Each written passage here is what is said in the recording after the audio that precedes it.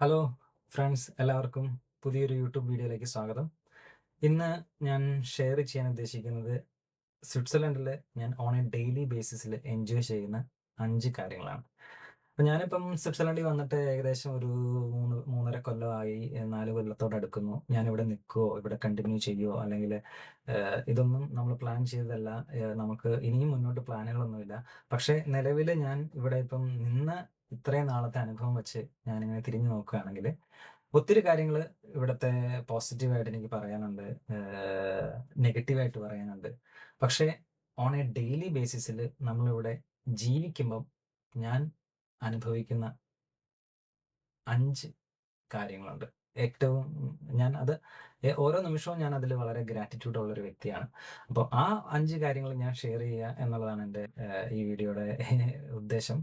പക്ഷേ എനിക്ക് ആദ്യമേ തന്നെ 2, 3 കാര്യങ്ങൾ പറയാനുണ്ട്. ഇതെൻ്റെ വളരെ വ്യക്തിപരമായിട്ടുള്ളൊരു വ്യൂ ആണ്. കാരണം ഇതിനെ എൻ്റെ പ്രായം, എൻ്റെ ഞാൻ എൻ്റെ ലൈഫ് എക്സ്പീരിയൻസ്, അല്ലെങ്കിൽ ഞാൻ എന്തുകൊണ്ട് ഇവിടെ നിൽക്കുന്നു, എൻ്റെ ഫിനാൻഷ്യൽ സ്റ്റാറ്റസ്, എൻ്റെ ഫാമിലി ആയിട്ടാണ് നിൽക്കുന്നത്, ഒറ്റയ്ക്കാണ് നിൽക്കുന്നത്, ഞാൻ എന്തിനിവിടെ വന്നു, അങ്ങനെയൊക്കെയുള്ള പല കാരണങ്ങളുമായിട്ട് ചിലപ്പം കണക്റ്റഡ് ആയിരിക്കാം. അതുകൊണ്ട് ഇത് ഒരു ജനറൽ നിങ്ങൾക്കൊരു ഐഡിയ, ഒരു ഷെയർ, എൻ്റെ ഒരു എക്സ്പീരിയൻസ് ക്ക് ഷെയർ ചെയ്യുമെന്ന് മാത്രം വിചാരിച്ചാൽ മതി.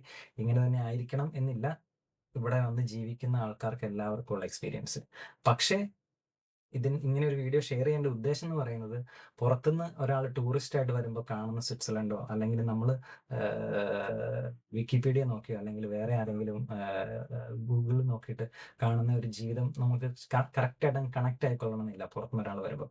അപ്പം ഇനിയിപ്പം നാട്ടിൽ നിന്നും ആരെങ്കിലുമൊക്കെ സ്വിറ്റ്സർലൻഡിലേക്ക് വരാൻ ആഗ്രഹിക്കുന്ന ആൾക്കാരോ, അല്ലെങ്കിൽ ഇവിടെ ഈ അടുത്ത് വന്ന ആൾക്കാരോ, അല്ലെങ്കിൽ ഇവിടെ കുറേ നാളുകളായിട്ട് ജീവിച്ചിട്ടും ഇങ്ങനെയുള്ള കാര്യങ്ങളെക്കുറിച്ച് ശ്രദ്ധിക്കാതെ പോയ ആൾക്കാരോ, അല്ലെങ്കിൽ അവർക്ക് വേറെ എന്തെങ്കിലും അഭിപ്രായങ്ങളായിരിക്കും ഉള്ളത്. അങ്ങനെ ഉണ്ടെങ്കിൽ അവർക്കത് കമന്റ് ചെയ്യുകയാണെങ്കിൽ എനിക്കും അതൊക്കെ ഒന്ന് ചിന്തിക്കാനുള്ളൊരു ഒരു അവസരമായിരിക്കും. അപ്പോൾ ഇതൊക്കെയാണ് ഈ വീഡിയോയുടെ കൂടെ ഞാൻ ഉദ്ദേശിക്കുന്നത്. അപ്പോൾ ഞാൻ കൂടുതൽ വലിച്ചു നീട്ടുന്നില്ല. നമുക്ക് കാര്യത്തിലേക്ക് വരാം.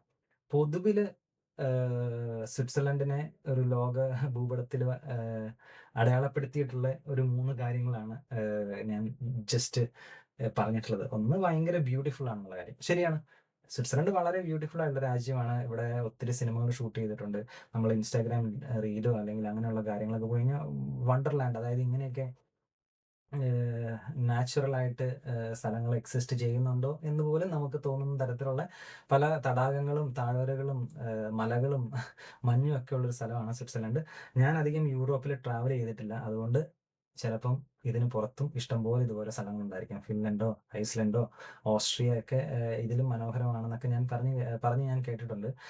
ആയിരിക്കാം, അല്ലായിരിക്കാം. പക്ഷേ ഞാൻ കണ്ടിട്ടുള്ള ഒത്തിരി ട്രെയിൻ യാത്രകളിലും അല്ലാതെയൊക്കെ വളരെ മനോഹരമായിട്ടുള്ളതാണ്. അത് പ്രൂവ് ചെയ്യുന്നതാണല്ലോ ഒത്തിരി ബോളിവുഡ് ഫിലിം സോങ്സും തമിഴ് സോങ്സും ഒക്കെ ഇവിടെയാണ് ഷൂട്ട് ചെയ്തിട്ടുള്ളത്. അതെല്ലാവർക്കും അറിയാവുന്ന കാര്യമായിരിക്കും. പിന്നെ രണ്ടാമത്തെ കാര്യം, സ്വിറ്റ്സർലൻഡ് വളരെ റിച്ച് ആയിട്ടുള്ളൊരു രാജ്യമാണ്. ഇവിടെയുള്ള ആൾക്കാരെല്ലാവരും ഭയങ്കര റിച്ചാണ്. ഇത് വളരെ ഓൺ എ ഡെയിലി ബേസിസ് എനിക്കിതുവരെ അത് എന്തായാലും എക്സ്പീരിയൻസ് ചെയ്തിട്ടില്ല. ഞാൻ മനസ്സിലാക്കിയതനുസരിച്ച് സ്വിറ്റ്സർലൻഡിൽ ജീവിക്കുന്ന പൊതുവിലുള്ള ഒട്ടുമിക്ക ആൾക്കാർക്കും അത് എക്സ്പീരിയൻസ് ചെയ്യാനുള്ള സാധ്യത വളരെ കുറവാണ്. കാരണം ഇവിടുത്തെ കോസ്റ്റ് ഓഫ് ലിവിങ് വളരെ കൂടുതലാണ്. അപ്പോൾ നമ്മൾ പുറത്തുനിന്ന് ഒരാൾ വന്ന് ഇവിടെ താമസിക്കുമ്പോൾ നമ്മളെപ്പോഴും ഇത് എക്സ്ചേഞ്ച് ചെയ്ത് നോക്കും. ഓക്കെ, ഇതിന് ഇത്രയാണോ? അപ്പോൾ ഞാനിപ്പോൾ ഒരു കറിവേപ്പില മേടിക്കണമെങ്കിൽ ഒരു 100 ഗ്രാം കറിവേപ്പിലയ്ക്ക് 300 രൂപ 400 രൂപ കൊടുക്കേണ്ടി വരും. അപ്പോൾ നമുക്ക് അത് ഇതുള്ളത് കൊണ്ടും, അല്ലെങ്കിൽ തന്നെ ഇവിടെ എല്ലാം എക്സ്പെൻസീവ് ആണ്. അപ്പോൾ നമുക്ക് ഓൺ എ ഡെയിലി ബേസിസ് നമുക്ക് ആ റിച്ച്നെസ് എനിക്ക് ഇതുവരെ ഫീൽ ചെയ്തിട്ടില്ല. അതുപോലെ തന്നെയാണ് ഞാൻ എന്നെയൊക്കെ ഇപ്പൊ എൻ്റെ ഫാമിലിയുടെ വരുമാനത്തെക്കാളും ഒരു 2, 3, 4 മടങ്ങ് വരുമാനമുള്ള ആൾക്കാരുമായിട്ട് നമ്മൾ സംസാരിക്കുമ്പോഴും അവരുടെ തോട്ട് പ്രോസസ്സിലും ഞാൻ ഈ ഒരു ഏഹ്, ഏഹ്, ഇത് തന്നെയാണ് കണ്ടിട്ടുള്ളത്. അപ്പം ഏഹ്, അതും ഓൺ എ ഡെയിലി ബേസിസ് ഞാൻ എൻജോയ് ചെയ്യുന്ന കാര്യമല്ല. പിന്നെ മൂന്നാമതായിട്ട് പറയാനുള്ളത് പബ്ലിക് ട്രാൻസ്പോർട്ട്. ഇവിടുത്തെ പബ്ലിക് ട്രാൻസ്പോർട്ട് വളരെ ഫേമസ് ആണ്. ഇവിടെ വളരെ എഫിഷ്യന്റ് ആണ്, വളരെ സൗകര്യമുള്ളതാണ്. കറക്റ്റ് ടൈമിന് വരും, കറക്റ്റ് ടൈമിന് പോകും. ഇഷ്ടംപോലെ കണക്ഷൻസ് ഉണ്ട്. നമുക്ക് ലാസ്റ്റ് മൈൽ കണക്ടിവിറ്റി വരെയുണ്ട്. അങ്ങനെയുള്ള ഒത്തിരി കാര്യങ്ങളുണ്ട്. പക്ഷേ ഓൺ എ ഡെയിലി ബേസിസ് നമ്മളിവിടെ താമസിക്കുമ്പോൾ ഈ പബ്ലിക് ട്രാൻസ്പോർട്ട് ഡിപ്പെൻഡ് ചെയ്യുക എന്നുള്ളത് ഒത്തിരി ടൈം കൺസ്യൂമിംഗ് ആയിട്ടാണ് എനിക്ക് തോന്നിയിട്ടുള്ളത്. ഞാൻ ഇപ്പം ഇവിടുന്ന് ടൗണിലേക്ക് പോകാനായിട്ട് എനിക്ക് സൈക്കിളിൽ പോയി കഴിഞ്ഞാൽ എത്തുന്ന അതേ സ്പീഡിൽ തന്നെയാണ് ഞാൻ ട്രാം എടുത്ത് പോയി കഴിഞ്ഞാൽ എത്തുന്നത് എന്നാണ് എൻ്റെ അനുഭവം. അതുകൊണ്ട് ഈ പബ്ലിക് ട്രാൻസ്പോർട്ട് ഒരു മഹത്തായ സംഭവമായിട്ട് എനിക്ക് അങ്ങ് തോന്നിയിട്ടില്ല. പക്ഷേ അതിനെ ഞാൻ അപ്രീഷിയേറ്റ് ചെയ്യുന്നു. ഞാനത് ഒത്തിരി എൻജോയ് ചെയ്യാറുണ്ട്. കാരണം ഞാൻ 100% പബ്ലിക് ട്രാൻസ്പോർട്ട് ഡിപ്പെൻഡ് ചെയ്യുന്ന ഒരാളാണ്. എനിക്കിവിടെ കാറും കാര്യങ്ങളൊന്നുമില്ല. പക്ഷേ ഞാൻ നോക്കിക്കഴിഞ്ഞ് കഴിഞ്ഞാൽ ഇവിടെയുള്ള എല്ലാ ഫാമിലീസും നമ്മുടെ നാട്ടിൽ നിന്ന് വന്നിട്ടുള്ള ഇവിടെ ജീവിക്കുന്ന പഠിക്കാൻ അല്ലാതെ വന്നിട്ടുള്ള എല്ലാ ആൾക്കാർക്കും തന്നെ കാറുള്ളതായിട്ടാണ് ഞാൻ കണ്ടിട്ടുള്ളത്. പബ്ലിക് ട്രാൻസ്പോർട്ട് താൽക്കാലികമായിട്ട് ഡിപ്പെൻഡ് ചെയ്യുന്ന ആൾക്കാരുണ്ടായിരിക്കാം. പക്ഷേ അതൊരു വൺ ഗ്രേറ്റ് ഇതായിട്ട് എനിക്ക് ഫീൽ ചെയ്തിട്ടില്ല. അത് ചിലപ്പം പലർക്കും എതിരഭിപ്രായം ഉണ്ടായിരിക്കാം. പക്ഷേ എൻ്റെ ഒരു ഫീൽ ഇതാണ്. ഞാൻ പക്ഷെ അത് എൻജോയ് ചെയ്യുന്നുണ്ട്. ബട്ട് അതിനെ അതിനെ ഗ്ലോറിഫൈ ചെയ്യാൻ മാത്രം ഉള്ളൊരു സംഭവമായിട്ട് എനിക്കിതുവരെ തോന്നിയിട്ടില്ല. പിന്നെ അപ്പം ഇതൊന്നും അല്ല ഞാൻ പറയാൻ ഉദ്ദേശിക്കുന്നു എന്നുള്ള കാര്യം പറഞ്ഞു. ഇനി പറയാൻ ഉദ്ദേശിക്കുന്ന കാര്യത്തിലേക്ക് വരാം. ഒന്നാമത്തെ കാര്യം അതാണ്. ആർക്കെങ്കിലും ഗസ് ചെയ്യാൻ പറ്റുമോ? ഒന്നുമില്ല. സിമ്പിൾ. നമുക്ക് ക്വാളിറ്റി ഓഫ് ഗ്രോസറീസ്.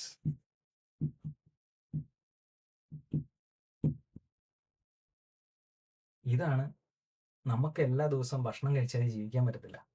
അപ്പം ഇവിടെ നമ്മുടെ നാട്ടിലെ പോലെ തട്ടിനട്ടിന് ചെറിയ ചെറിയ കടകളല്ല. പ്രധാനമായിട്ടുള്ളത് കുറേ സൂപ്പർ മാർക്കറ്റുകളാണ്. അപ്പോൾ പ്രധാനമായിട്ട് 2 സൂപ്പർ മാർക്കറ്റാണ് ഉള്ളത് സ്വിറ്റ്സർലൻഡിൽ തന്നെ. ഒന്ന് മീഗ്രോസ്, ഒന്ന് കൂപ്പ്. അപ്പം ഇവിടെ പോയി കഴിഞ്ഞ് കഴിഞ്ഞാൽ നമുക്ക് വേണ്ട എല്ലാ നാട്ടിൽ നിന്നുള്ള ആഫ്രിക്കൻ ഐറ്റം അല്ലെങ്കിൽ സൗത്ത് അമേരിക്കൻ ഇങ്ങനെയുള്ള എല്ലാ തരത്തിലുള്ള സാധനങ്ങളും അവിടെയുണ്ട്. അതൊരു കാര്യം.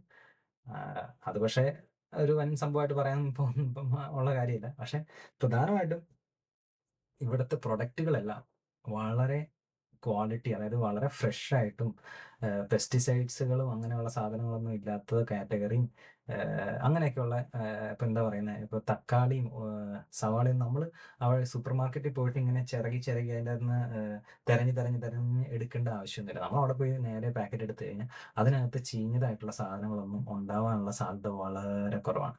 ഇനി ഉണ്ടെങ്കിൽ തന്നെ അവരിത് ഫ്രീ ആയിട്ട് മാറ്റിത്തരുകയും ചെയ്യും. ഇതാണ് ഇതുവരെ ഉള്ള എൻ്റെ അനുഭവം. പ്രധാനമായിട്ടും മീഗ്രോസിലും കൂപ്പിലും. ഇനി രണ്ടാമതായിട്ടുള്ള രണ്ടാം കിട സൂപ്പർ മാർക്കറ്റുകൾ എന്ന് പറയുന്ന ജർമ്മൻ സൂപ്പർ മാർക്കറ്റുകളായിട്ട് കുറേ ഉണ്ട്. ലിഡിൽ, ആൽഡി, ഡെന്നർ, അലിഗ്രോ, ഇങ്ങനെയുള്ള ഒരു 3-4 സൂപ്പർ മാർക്കറ്റ് ചെയിനുകളുണ്ട്. അവിടെ പോയി കഴിഞ്ഞാലും നമുക്ക് വളരെ ക്വാളിറ്റി ഉള്ള പ്രൊഡക്ട്സ് ആണ് കിട്ടുന്നത്. ഞാൻ ഈ പറഞ്ഞ കൂപ്പിലും മീഗ്രോസിലുമാണ് ഞാൻ കണ്ടിട്ടുള്ളത് പക്ഷേ ഏറ്റവും ബെസ്റ്റ് ക്വാളിറ്റി ഉള്ള പെരിഷബിൾ ആയിട്ടുള്ള സാധനങ്ങൾ കിട്ടുന്നത്. നമുക്ക് പുറത്തുനിന്ന് കൊണ്ടുവന്ന് കഴിഞ്ഞാൽ ഇപ്പോൾ അവക്കാഡോ ഒക്കെ നമ്മൾ അവക്കാഡോ ആണെങ്കിലും ഓറഞ്ച് ആണെങ്കിലും ബനാന ആണെങ്കിലും തക്കാളി ഇങ്ങനെയുള്ള സാധനങ്ങളൊക്കെ ഇത്രയും നല്ല രീതിയിൽ ഞാൻ വേറെ എവിടെയും കണ്ടിട്ടില്ല. അപ്പം നമുക്ക് അങ്ങനെയുള്ള സാധനങ്ങൾ എല്ലാവർക്കും അവൈലബിൾ ആയിട്ട് കിട്ടുക എന്നുള്ളത് അത് ചെറിയൊരു കാര്യമല്ല. കാരണം ഇപ്പം ഞാൻ നാട്ടിൽ വെച്ച് നോക്കുകയാണെങ്കിൽ എനിക്ക് ഇതുപോലൊരു സാധനം കിട്ടുന്ന കട ഏതാണെന്ന് പോലും എനിക്കറിയത്തില്ല. ഞാൻ നമ്മളിപ്പോൾ ഏറ്റവും നല്ല കടയിൽ പോയി കഴിഞ്ഞാൽ സാധനങ്ങളുടെ ക്വാളിറ്റിയൊക്കെ ഏകദേശം കഷ്ടമാണ്.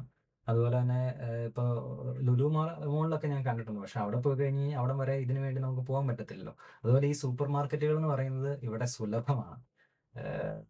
എല്ലാ വീടുകളുടെയും തൊട്ടടുത്ത് തന്നെ അല്ലെങ്കിൽ നടന്നു പോകാനുള്ള ദൂരത്തിൽ സൂപ്പർ മാർക്കറ്റുകൾ, ഈ പറയുന്ന സൂപ്പർ മാർക്കറ്റുകൾ ഏതെങ്കിലുമൊക്കെ ഉണ്ട്. ഇപ്പം എൻ്റെ അടുത്തെന്ന് പറയുകയാണെങ്കിൽ ഒരു 5 മിനിറ്റ് നടന്നു കഴിഞ്ഞാൽ എനിക്കിവിടെ ഡെന്നറുണ്ട്, മീഗ്രോസ് ഉണ്ട്, കൂപ്പുണ്ട്, ഇതുണ്ട്. അതുപോലെ ഈ പച്ചക്കറി മാത്രമല്ല കേട്ടോ, ഈ മീറ്റ് ഐറ്റംസ്, മീറ്റ്, ഫിഷ് ഇതൊക്കെയാണെങ്കിൽ പോലും ക്ലീൻ ചെയ്ത് വളരെ ഹൈജീനിക്കായിട്ട് നമുക്ക് അതും വളരെ സോഫ്റ്റായിട്ട് ഒക്കെ ഇരിക്കുന്ന മീറ്റാണ് കിട്ടുന്നത്. ഇനി പിന്നെ നമുക്ക് പെട്ടെന്ന് ഇപ്പോൾ കുക്കൊന്നും ചെയ്യാൻ പറ്റില്ലാത്ത ആൾക്കാരാണെങ്കിൽ ഈ സാൻഡ്വിച്ച് അങ്ങനെയുള്ള കുറേ പരിപാടികളുണ്ട്. സാൻഡ്വിച്ച്, ബണ്ണ്, ബ്രെഡ് ഐറ്റംസ് കുറേ ഉണ്ട്.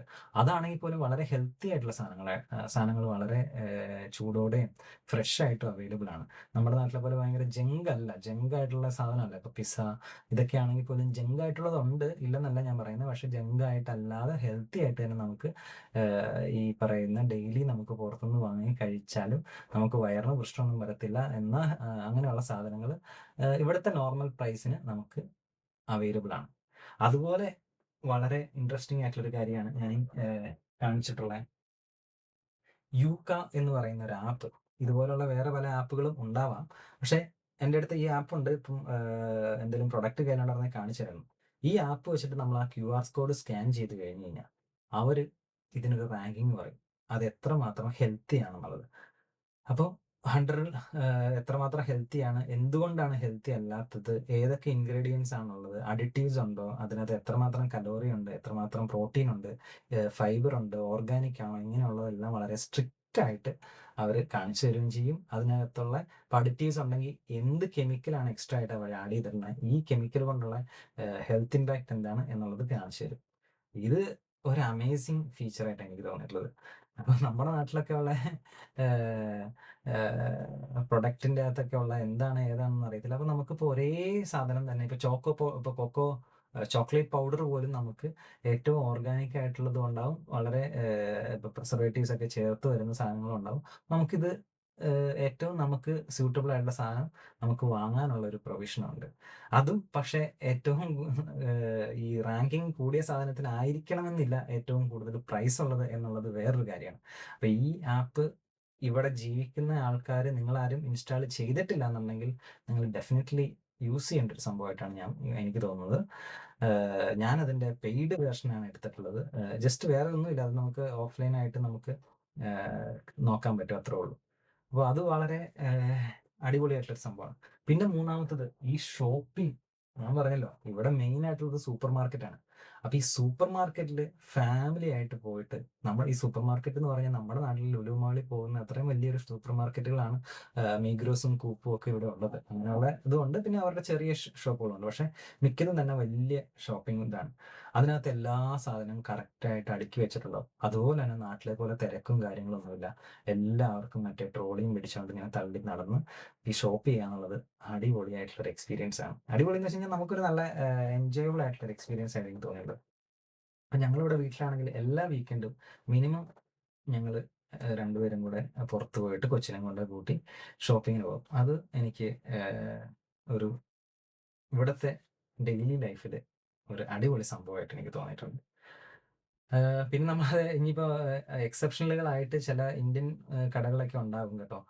ഈ പറയുന്ന എക്സ്പയറി കഴിഞ്ഞ സാധനങ്ങൾ സ്റ്റിക്കർ പൊളിച്ചിട്ട് വെക്കുക, അങ്ങനെയൊക്കെയുള്ള, അല്ലെങ്കിൽ അതിന് അവർക്ക് അവരുടേതായ ബിസിനസ് ഇതുണ്ടാകും. പക്ഷേ ഞാനീ പറയുന്നത് ഇവിടുത്തെ നോർമൽ ആയിട്ടുള്ള സൂപ്പർ മാർക്കറ്റുകളെ കുറിച്ചാണ്. അപ്പം അതാണ് എൻ്റെ ഏറ്റവും ടോപ്പ് ആയിട്ടുള്ള റാങ്കിങ്ങിൽ ഏറ്റവും മുകളിൽ നിൽക്കുന്ന സംഭവം. ഇനി രണ്ടാമത്തെ ഇതാണ് ഹൈലി ഓർഗനൈസ്ഡ്.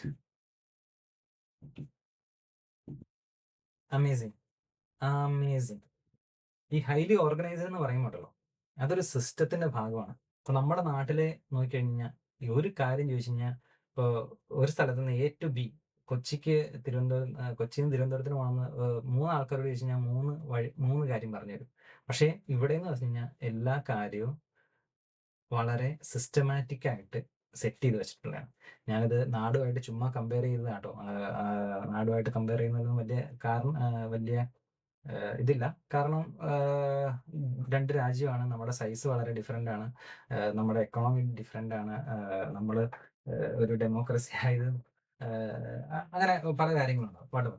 സോ ഈ ഹൈലി ഓർഗനൈസ്ഡ് കൊണ്ട് ഞാൻ എന്തൊക്കെയാണ് ഉദ്ദേശിച്ചതെന്ന് പറഞ്ഞു കഴിഞ്ഞാൽ, ഇപ്പം ഉദാഹരണമായിട്ട് ഞാൻ പറയുക കേട്ടോ, നിങ്ങൾക്ക് ജസ്റ്റ് മനസ്സിലാക്കാൻ വേണ്ടിയിട്ട് 2-3 കാര്യങ്ങൾ. ഒന്ന്, നമ്മളിപ്പോൾ റോഡുകളിൽ പോകാനായിരിക്കുക, സൈൻ ബോർഡുകൾ, എല്ലാ സൈൻ ബോർഡുകളും പക്കാ ആയിരിക്കും. ഈ നമ്മുടെ ഇങ്ങനെ ഈ ആരോ വെക്കുന്നു, ആരോ തിരിഞ്ഞ് ഇങ്ങോട്ട് നിൽക്കുന്നു, പക്ഷെ ഇങ്ങോട്ടാ പോകേണ്ടത്, ഇങ്ങനെയുള്ള പരിപാടിയൊന്നുമില്ല. ആരോയും അല്ലെങ്കിൽ സൈൻ ബോർഡിൽ സൈൻ ബോർഡിൽ വേറെ എന്തെങ്കിലും പെയിന്റ് ചാടി മറിഞ്ഞു കിടക്കുന്നു, അല്ലെങ്കിൽ ഇല വന്ന് കവർ ചെയ്ത് കിടക്കുന്നു, ഈ പരിപാടിയൊന്നും ഇവിടെ ഇല്ല. എല്ലാ സൈൻ ബോർഡുകളും വളരെ ക്ലിയർ ആണ്. എല്ലാ സ്ട്രീറ്റിൻ്റെയും തുടക്കത്തിൽ ആ സ്ട്രീറ്റിൻ്റെ പേരുണ്ട്. നമുക്കിപ്പോൾ സൈക്കിൾ വെട്ടി പോയി കഴിഞ്ഞാൽ പോലും ഇന്ന സ്ട്രീറ്റ് എന്ന് പറഞ്ഞു കഴിഞ്ഞാൽ ആ സ്ട്രീറ്റിൻ്റെ തുടക്കത്തിലും അവസാനത്തിലും അവർ ആ സ്ട്രീറ്റിൻ്റെ പേര് എഴുതി വെച്ചിട്ടുണ്ട്. അത് സിറ്റി മാത്രമുള്ള സംഭവമല്ല കേട്ടോ. ഇത് എല്ലാ സ്ഥലത്തും ഉള്ളതായിട്ടാണ് നിലവിൽ ഞാൻ മനസ്സിലാക്കിയിട്ടുള്ളത്. അതുപോലെ റോഡിലാണെങ്കിൽ പോലും ഓവർടേക്ക് ചെയ്യേണ്ട സ്ഥലം, ഓവർടേക്ക് ചെയ്യേണ്ടാത്ത സ്ഥലം, സ്റ്റോപ്പ് ചെയ്യേണ്ട സ്ഥലം, അത് ഇത് മറ്റത് മറിച്ചത് എല്ലാം പക്കായാണ്. അതിന്റകത്ത് ഒരു പൊട്ടലോ ഇതൊന്നുമില്ല. അപ്പൊ അത് ഇപ്പൊ ഞാൻ റോഡിന്റെ കാര്യത്തിൽ ഒരു എക്സാമ്പിൾ പറഞ്ഞതാ. പിന്നെ രണ്ടാമത്തെ കാര്യം പറയുകയാണെങ്കില് ഇവിടെയുള്ള എല്ലാ സാധനങ്ങൾക്കും ഇങ്ങനെയുള്ള ഇപ്പൊ റോഡാണെങ്കിലും, പോസ്റ്റൽ സർവീസ് ആണെങ്കിലും, ട്രാൻസ്പോർട്ടേഷൻ ആണെങ്കിലും, ഇൻഷുറൻസ് ആണെങ്കിലും അങ്ങനെയുള്ള എല്ലാ സാധനങ്ങൾക്കും തന്നെ ആപ്പ് വഴി അല്ലെങ്കിൽ വെബ്സൈറ്റ് വഴി നമുക്ക് ഏറ്റവും അപ്ഡേറ്റഡ് ആയിട്ടുള്ള കാര്യങ്ങൾ കിട്ടുകയും ഏറ്റവും ഈസി ആയിട്ട് നമുക്കത് ഉപയോഗിക്കാൻ പറ്റും.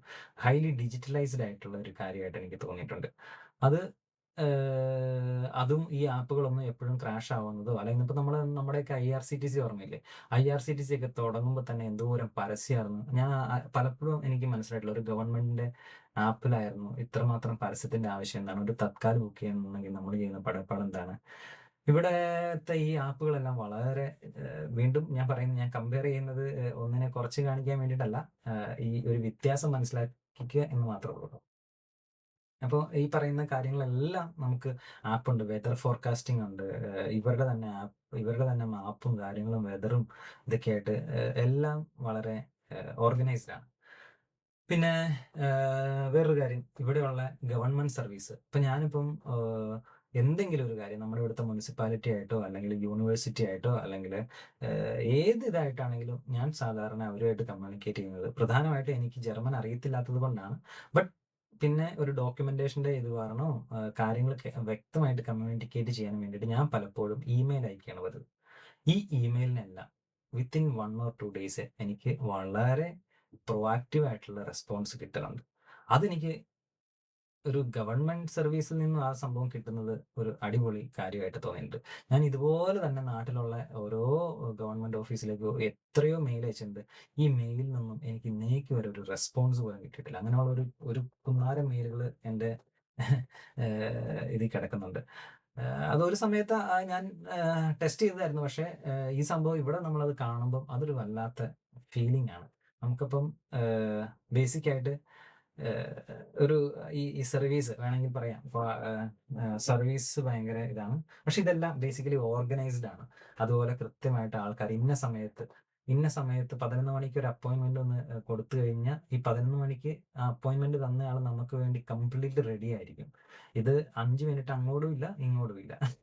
അത് വളരെ ആൾക്കാരും ഇവിടുത്തെ സിസ്റ്റവും പൂർണ്ണമായിട്ടും ഓർഗനൈസ്ഡ് ആയിട്ടുള്ള ഒരു ഇതിന്റെ ഭാഗമാണ്. ഇവർക്ക് എല്ലാവർക്കും മൊബൈലിൽ കലണ്ടർ, ഇപ്പൊ ഞാൻ തന്നെ മലയാളികളായിട്ടുള്ള ആൾക്കാർ തന്നെ 10, 74, 80 വയസ്സുള്ള മലയാളികളായിട്ടുള്ള ഇവിടെ വന്ന് ജീവിക്കുന്ന ആൾക്കാരടക്കം അവരുടെ കലണ്ടറിലുണ്ട് ഇന്ന സ്ഥലത്ത് ഇന്ന സമയത്ത് ഇന്ന മീറ്റിംഗ് ഉണ്ട്, അടുത്തൊരു മാസത്തേക്ക് അവരെന്തൊക്കെയാണ് ചെയ്യുന്നത്, ഇതെല്ലാം വളരെ കൃത്യമായിട്ട് അവർ ചെയ്തു വെച്ചിട്ടുണ്ട്. ഇതിൻ്റെതായ സ്ട്രെസ്സും കാര്യങ്ങളും ഉണ്ടായിരിക്കാം. പക്ഷേ എന്നാൽ പോലും പരസ്പരം ഉള്ളൊരു റെസ്പെക്റ്റിന് ഇത് വളരെ ഹെൽപ്പ് ചെയ്യുന്നതായിട്ട് എനിക്ക് തോന്നിയിട്ടുണ്ട്.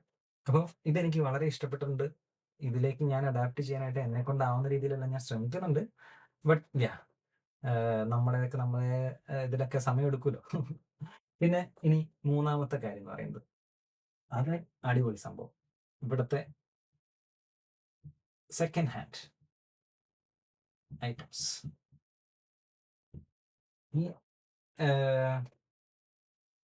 പൊതുവിൽ എല്ലാവർക്കും അറിയാവുന്ന ഒരു കാര്യമായിരിക്കും ഈ സ്വിറ്റ്സർലൻഡ് വളരെ എക്സ്പെൻസീവ് ആയിട്ടുള്ള ഒരു രാജ്യമാണ്. പക്ഷെ എൻ്റെ അനുഭവത്തിൽ ഈ എക്സ്പെൻസീവ് ആയിട്ടുള്ള സ്വിറ്റ്സർലൻഡിൽ നമുക്ക് വളരെ മനോഹരമായിട്ട് ജീവിക്കാനുള്ള ഒത്തിരി ഒരു വലിയ സംഭവമാണ് ഈ സെക്കൻഡ് ഹാൻഡ് ഐറ്റംസ്. അത് ചീപ്പ് ആയതുകൊണ്ട് മാത്രമല്ല, എനിക്ക് ഒരേ പ്രൊഡക്റ്റ് അതേ സെയിം ക്വാളിറ്റി തന്നെ നമുക്ക് അതിന്റെ പകുതി വിലയ്ക്കും അതിന്റെ പകുതിയുടെ വിലയ്ക്കും കിട്ടുന്ന ഒരു സാഹചര്യം ഉണ്ടെങ്കിൽ നമ്മൾ എന്തിനു പുതിയ സാധനം വാങ്ങണം? ആ ഒരു മാർക്കറ്റ് ഇവിടെ വളരെ സ്ട്രോങ് ആണ്. അത് എന്റെ പ്രധാന കാരണം എന്ന് പറയുന്നത് ഇവിടെയുള്ള ആളുകൾ അവരുടെ വീടുകളിൽ അവരുടെ ഉപയോഗം കഴിഞ്ഞ സാധനങ്ങളൊന്നും വയ്ക്കാൻ ആഗ്രഹിക്കുന്നില്ല എന്നാണ് ഞാൻ മനസ്സിലാക്കിയത്. ആവശ്യമില്ലാത്ത കാര്യങ്ങൾ അവർ അപ്പം തന്നെ ഒന്നെങ്കിൽ ഫ്രീ ആയിട്ട് കൊടുക്കും. നമുക്ക് ഈ വഴിയരികളിലൊക്കെ നോക്കിക്കഴിഞ്ഞാൽ എപ്പോഴും ഗ്രാറ്റിസ് എന്ന് പറഞ്ഞ് വെച്ചിട്ടുണ്ടാവും ഫ്രീ ആയിട്ട് സാധനങ്ങൾ. അതും ഈ പറയുന്ന ചെറിയ സാധനങ്ങളൊന്നുമല്ല. കഴിഞ്ഞ ദിവസങ്ങളിലൊക്കെ ഞാൻ പോയപ്പോൾ കിട്ടിയത് ഇതുവരെ തുറക്കാത്ത പെർഫ്യൂം. ഈ പറയുന്ന 10,000 10,000 രൂപ വരെയുള്ള പെർഫ്യൂമുകൾ അല്ലെങ്കിൽ കസേര, ചെയറ്, സോഫ, കളിപ്പാട്ടങ്ങൾ എന്ന് വേണ്ട എല്ലാ സാധനങ്ങളും നമുക്ക് ഇങ്ങനെ ഗ്രാറ്റിസ് ആയിട്ട് വെച്ചിട്ടുണ്ട്. അത് ഒരു ചെറിയ നമുക്ക് ലക്കുണ്ടാവും. പിന്നെ ഇവിടെ എല്ലാ ശനിയാഴ്ചകളിലും സ്വിറ്റ്സർലൻഡ് മുഴുവൻ ഉണ്ടെന്ന് തോന്നുന്നു. ഇപ്പം ഞാൻ പ്രധാനമായിട്ടും ജീവിച്ചിട്ടുള്ള 2 സിറ്റികളാണ് സ്യൂറിക്കും ബാസിലും. ഇവിടെ 2 സ്ഥലത്തും എല്ലാ ശനിയാഴ്ചയും സെക്കൻഡ് ഹാൻഡ് മാർക്കറ്റ് ഉണ്ട്. ആ സെക്കൻഡ് ഹാൻഡ് മാർക്കറ്റിൽ പോയി കഴിഞ്ഞാൽ എല്ലാ അത്ഭുത സാധനങ്ങളും ഉണ്ട്. സൈക്കിള്, ഫോണ്, ക്യാമറ, ഡ്രസ്സ്, അങ്ങനെയുള്ള എല്ലാ സാധനങ്ങളും. ഇത് വലിയ മാർക്കറ്റാണ്. അപ്പം നമ്മൾ രാവിലെ തുടങ്ങും. നമ്മൾ അവിടെ പോയി കഴിഞ്ഞാൽ വളരെ രസകരമായിട്ടും ഉള്ള സാധനങ്ങൾ നമുക്ക് ബാർഗെയിൻ ചെയ്യണമെങ്കിൽ ബാർഗെയിൻ ചെയ്യാം. അല്ലാതെയൊക്കെ നമുക്ക് വാങ്ങിക്കാം. അതാണ് ഇവിടുത്തെ ഫ്ലീ മാർക്കറ്റ് എന്ന് ഞാൻ പറഞ്ഞ സംഭവം. Flea market. പിന്നെ കുറെ ആപ്പുകളുണ്ട്. ഇപ്പോൾ ഈ റിക്കാർഡോ എന്ന് പറയുന്ന ആപ്പ് ഞാൻ വളരെ ആക്റ്റീവായിട്ട് ഉപയോഗിക്കുന്ന ഒരു ആപ്പാണ്. അതിന്റെ ബ്യൂട്ടി എന്താണെന്ന് വെച്ച് കഴിഞ്ഞാൽ, ഈ റിക്കാർഡോ ആപ്പിൽ നമ്മൾ പർച്ചേസ് ബൈൻഡിങ് ആണ്. നമ്മുടെ നാട്ടിൽ OLX, ക്വിക്കർ ഒക്കെയാണ് ഞാൻ ഉപയോഗിച്ചിട്ടുള്ളത്. പക്ഷെ അതിൽ മെയിനായിട്ട് നമ്മൾ ബാർഗെയിനിങ്ങും ആൾക്കാരെ ചീറ്റിങ്ങും കാര്യങ്ങളൊക്കെയാണ്. പക്ഷെ റിക്കാർഡോ എന്ന് പറഞ്ഞു കഴിഞ്ഞാൽ വളരെ വിശ്വസനീയമായിട്ട്, അതായത് നമ്മൾ ജസ്റ്റ് ഞാൻ പർച്ചേസ് ചെയ്തിട്ടുള്ള, ഇപ്പം ഞാൻ ഈ പറയുന്ന ക്യാമറ, ഈ വീഡിയോ ഷൂട്ട് ചെയ്യുന്ന ക്യാമറ അടക്കം ഞാൻ സെക്കൻഡ് ഹാൻഡ് മാർക്കറ്റിൽ നിന്ന് വാങ്ങിയതാണ്. അത് ഏകദേശം പകുതി വിലയിലും കുറഞ്ഞിട്ടുള്ള വിലയ്ക്കാണ് ഞാൻ വാങ്ങിയിട്ടുള്ളത്. അപ്പൊ അതോ നമ്മൾ ജസ്റ്റ് ബിഡ് ചെയ്യുന്നു. ഇതിൽ ബിഡ്ഡിംഗ് ഒരു ഓപ്ഷൻ ഉണ്ട്. നമുക്ക് ലേലം വിളിക്കാം. അപ്പൊ ലേലം വിളിക്കുമ്പോൾ നമുക്ക് ഏറ്റവും കുറഞ്ഞ ലേലം വിളിക്കുന്നു, അടുത്തയാൾ വിളിക്കുന്നു, അങ്ങനെ കയറി കയറി പോയിട്ട് ആരാണോ അതിന്റെ വില നിശ്ചയിക്കുന്നു, അപ്പൊ അത്രയും നല്ലൊരു പ്രൊഡക്റ്റ് ആണെങ്കിൽ അതിന് വിറ്റ് പോകുന്നു. ആ വിറ്റ് പോയതിന് ശേഷം നമ്മൾ ഓൺലൈനായിട്ട് പേ ചെയ്യുന്നു. സാധനം ഇവിടെ അയാൾ സ്വന്തമായിട്ട്, അതായത് ഇപ്പൊ ഞാനും വിറ്റിട്ടുണ്ട്. ഞാൻ വാങ്ങിയിട്ട് മാത്രമല്ല, ഞാൻ വിറ്റിട്ടുണ്ട്. നമ്മളിവിടുന്ന് നമുക്ക് ഓൺലൈനായിട്ട് നമ്മുടെ ഗൂഗിൾ പേ പോലെയുള്ള സംഭവം ട്രാൻസ്ഫർ ചെയ്യുന്നു. നമ്മൾ ഇവിടുന്ന് സാധനം പാക്ക് ചെയ്ത് അവരുടെ അഡ്രസ്സിൽ അയച്ചു കൊടുക്കുന്നു. എത്രയോ വിശ്വാസകരമായിട്ട് നടക്കുന്ന ഒരു കാര്യം. അപ്പം ഞാൻ ഈ ഗ്രാറ്റിസിന്റെ കാര്യം പറഞ്ഞു, റിക്കാർഡ് എന്നൊരു ആപ്പ് പറഞ്ഞു. പിന്നെ ഫേസ്ബുക്ക് മാർക്കറ്റ് പ്ലേസ്, ഇതും വളരെ ആക്റ്റീവായിട്ടും വളരെ ചീപ്പായിട്ടും നടക്കുന്ന കാര്യമാണ്. പക്ഷേ അവിടെ ഒത്തിരി ഫ്രോഡ് ആൾക്കാർ ഉള്ള ഒരു സ്ഥലമായിട്ടാണ് എനിക്ക് തോന്നിയിട്ടുള്ളത് മാർക്കറ്റ് പ്ലേസ്. പക്ഷെ മാർക്കറ്റ് പ്ലേസ് ഞാനിപ്പോൾ ഈ എൻ്റെ ചുറ്റുവട്ടത്തുള്ള സാധനങ്ങളെല്ലാം തന്നെ ഞാനാണെങ്കിലും വൈഫാണെങ്കിലും മാർക്കറ്റ് പ്ലേസിൽ നിന്നാണ് ഷോപ്പ് ചെയ്യല്. ഈ കൊച്ചിനുള്ള കളിപ്പാട്ടമൊക്കെ നമ്മൾ പുതിയത് വാങ്ങേണ്ട ഒരാവശ്യമില്ല. അവർ വലുതാവുന്നതിനിടയ്ക്ക് ഇപ്പൊ ആദിയുടെ കേസ് എടുത്തു കഴിഞ്ഞാൽ ആദിക്കുള്ള ഡ്രസ്സും സോക്സും കളിപ്പാട്ടും എല്ലാം നമ്മൾ സെക്കൻഡ് ഹാൻഡ് മാർക്കറ്റിൽ നിന്ന് വാങ്ങിയതാണ്. അപ്പം അവര് 1 മാസം കൊണ്ട് 2 മാസം കൊണ്ട് അവർക്കത് ബോറടിക്കുന്നു, അല്ലെങ്കിൽ അത് പൊട്ടിപ്പോകുന്നു, അവനിതെറിഞ്ഞ് പൊട്ടിക്കുന്നു. ഇതിനു വേണ്ടി ആയിരക്കണക്കിന് രൂപ കൊടുത്ത് പുതിയത് മേടിക്കേണ്ട ഒരാവശ്യമില്ല. അതിനുശേഷം സംഭവം നമ്മൾ ഉപയോഗിച്ച് അവന് ബോറടിച്ച് കഴിയുമ്പോൾ നമ്മൾ നേരെ എടുത്ത് റോഡ് സൈഡിൽ വെക്കുന്നു, നമ്മൾ ഗ്രാറ്റിസ് ആയിട്ട് കൊടുക്കുന്നു. അപ്പൊ ആ ഒരു സ്കീം എനിക്ക് ഭയങ്കരമായിട്ട് ഇഷ്ടപ്പെട്ടു. അതുപോലെ തന്നെ ഇപ്പൊ ഫുഡിന്റെ കാര്യം എടുത്തു കഴിഞ്ഞാൽ ടു ഗുഡ് ടു ഗോ എന്നൊരു ആപ്പുണ്ട്. അപ്പൊ ഈ ടു ഗുഡ് ടു ഗോ എന്ന് പറഞ്ഞ് ഇതുപോലെ തന്നെ വേറൊരു ആപ്പാണ്. സ്വിറ്റ്സർലൻഡിൽ മാത്രമുള്ളതല്ല. ഞാൻ ഇൻസ്റ്റാഗ്രാമിലൊക്കെയുള്ള പോസ്റ്റ് കണ്ടപ്പോൾ എനിക്ക് മനസ്സിലായി അത് സ്വിറ്റ്സർലൻഡിന്റെ വെളിയിലും ഉള്ളതാണ്. ഞാനിപ്പം ഇവിടെ വന്നപ്പോൾ തൊട്ട്, അതായത് 2021 തൊട്ട് ഞാൻ ഉപയോഗിക്കുന്നതാണ്. പക്ഷേ ഈ അടുത്തൊക്കെയാണ് ഇൻസ്റ്റാഗ്രാമിൽ ഇതിന്റെ പോസ്റ്റ് കണ്ടത്. അപ്പോൾ ഇതെന്ന് പറഞ്ഞാൽ സിമ്പിൾ സംഭവമാണ്. ഈ പറയുന്ന ഇപ്പോൾ സസ്റ്റൈനബിലിറ്റിയുടെ ഭാഗമായിട്ട് റെസ്റ്റോറൻറ്റുകളിലെല്ലാം ഭക്ഷണം ബാക്കി വരുന്ന ഭക്ഷണം ബാക്കി വരുന്ന പറഞ്ഞാൽ അത് സ്പോയിലായ ഭക്ഷണമല്ല. അന്നത്തെ ഭക്ഷണം അവര് ബാക്കി വരുന്ന ഭക്ഷണം അവർ ഓൾറെഡി തന്നെ ആപ്പിലിടും. അപ്പൊ നമുക്ക് തലേ ദിവസമോ നേരത്തെ തന്നെ റിസർവ് ചെയ്യാം. നമ്മൾ നേരെ അവിടെ പോകുന്നു, സാധനം നമുക്ക് വേണമെങ്കിൽ ബോക്സിലാക്കി കൊണ്ടുവരാം. അപ്പോൾ ഇതിന്റെ ഒരു എന്ന് പറഞ്ഞാൽ വലിയ അടിപൊളി റെസ്റ്റോറൻറ്റുകളിൽ നിന്നും ഏകദേശം 80% പ്രൈസ് കുറച്ചിട്ടാണ് ഫുഡ് അല്ലെങ്കിൽ സൂപ്പർ മാർക്കറ്റിലെ സാധനങ്ങൾ, ഇങ്ങനെയുള്ള സാധനങ്ങൾ കൊടുക്കുന്നത്. അമേസിങ് അല്ലേ? ഞാനിവിടെ സാധാരണയായിട്ട് ഇവിടുത്തെ ഒരു ബുഫേ ഉണ്ട്, ഒരു വെജിറ്റേറിയൻ റെസ്റ്റോറൻറ്റ്.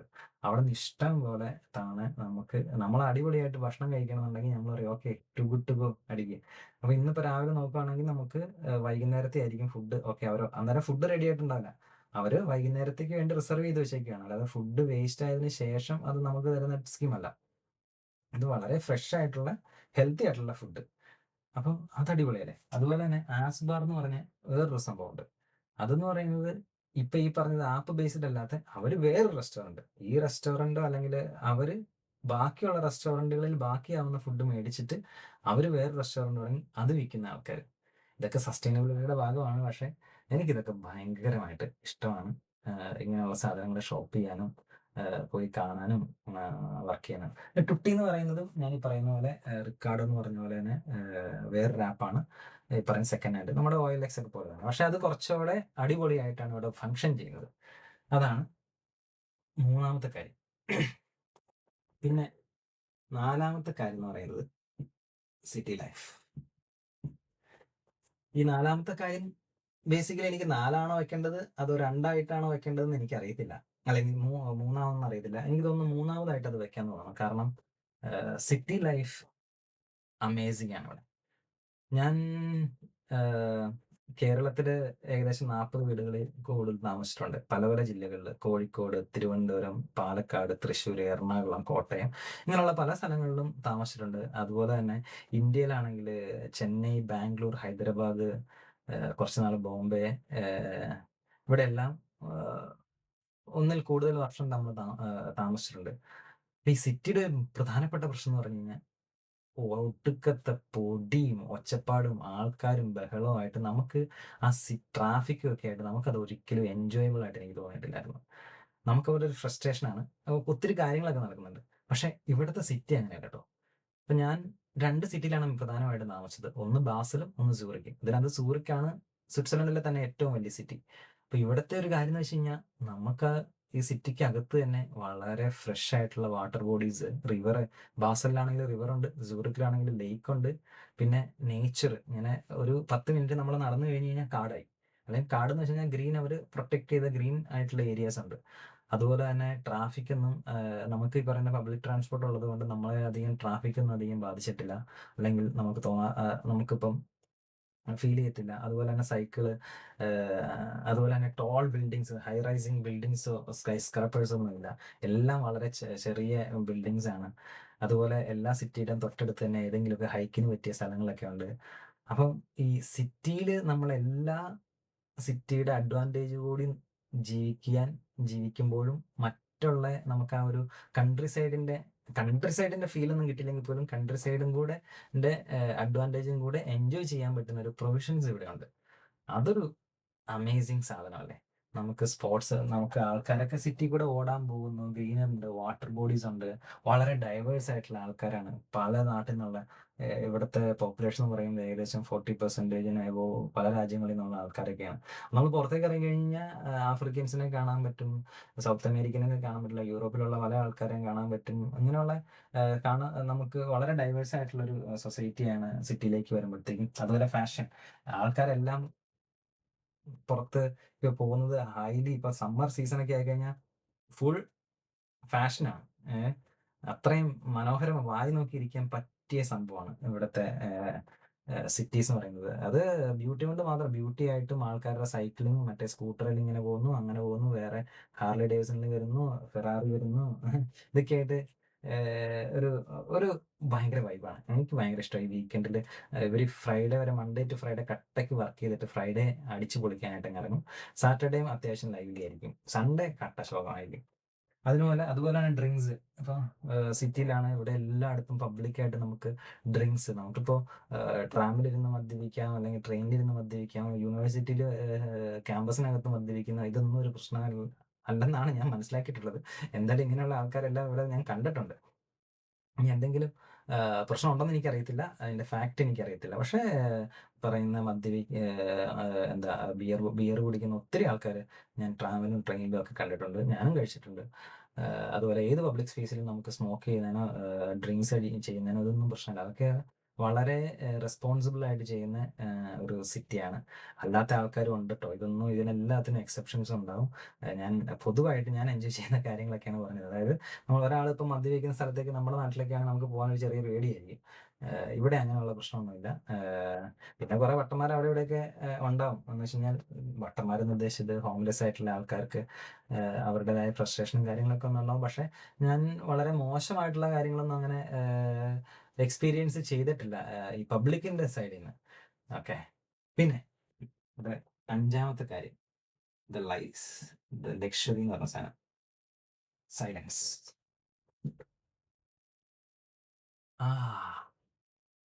ഇന്ത്യയിൽ നിന്ന് ഇങ്ങ് വന്നു കഴിയുമ്പം നമ്മുടെ നാട്ടിലെ സൈലൻസ് ഒക്കെ ഉണ്ട്. പക്ഷെ ഇവിടെ നമ്മൾ ഈ സിറ്റിയോട് ഒത്തിരി ചേർന്ന് കിടക്കുമ്പോൾ നമുക്ക് ഈ സൈലൻസ് എൻജോയ് ചെയ്യാൻ പറ്റുക എന്നുള്ളത് ഒരു വല്ലാത്ത ലക്ഷറിയാണ്.